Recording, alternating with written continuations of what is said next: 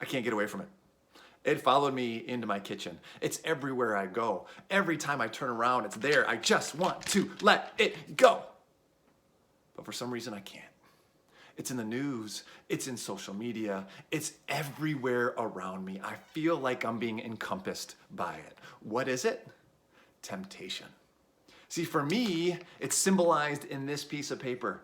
I don't know what it is, but this piece of paper, the numbers, the letters, the faces, the watermarks, there's something about this that when I see it, I want it. Do you know what I could do with this? Well, not right now. I'm kind of stuck in my house. But I think about what I could do, and it sucks me in. I'm tempted by it. See, temptation is that way. It follows us everywhere. Wherever we go, it is all around us. And maybe for you, it's something different. But that's exactly what our passage talks about today in James. We're in James chapter 1, verses 13 through 18, which says this: "When tempted, no one should say, 'God is tempting me.' For God cannot be tempted by evil, nor does he tempt anyone. But each person is tempted when they are dragged away by their own evil desire and enticed. Then after desire has conceived, it gives birth to sin. And sin, when it is full grown, gives birth to death." See, we have these desires within us.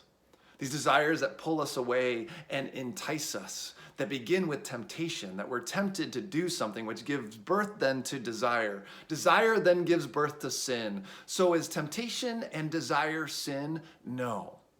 But when we act on it, it is.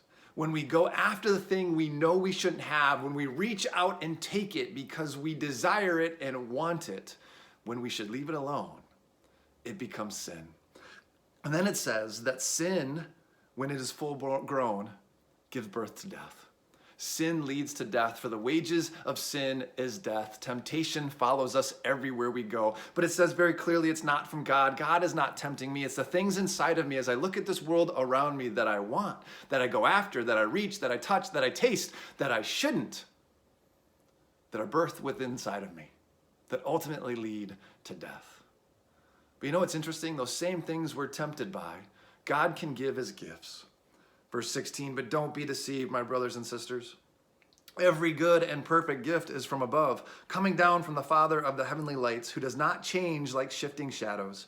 He chose to give us birth through the word of truth, that we might be a kind of first fruits of all he created." See, God wants to give us gifts. The same things that we can be tempted by at times can also be great gifts like this. God gives gifts. In fact, I believe that God is giving each and every one of us a gift in this form here shortly. As you read in the media, the president and the government are trying to stimulate the economy in this tough time.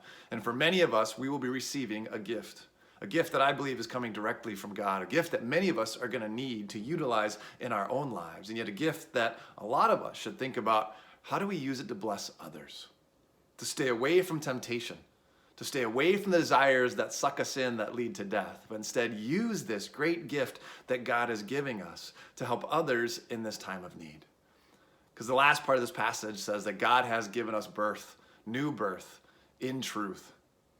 New birth, that we therefore are first fruits of his, that we are the ones that are at the very beginning. We are the ones at the forefront. We are the ones showing the world how we should live. So in this world, instead of being tempted by the great gift that God has given us, instead use it to bless others so that through us, the world will see him. Hopefully you're having a great week. Hopefully you're having a great day. Today is Saturday, tomorrow is Sunday. I encourage you guys, get out there, find a church. It'll be virtually this weekend, but find a church, become part of a community, and share what God has given you with others so we can bless each other in abundant ways. And I'll see you back here on Monday.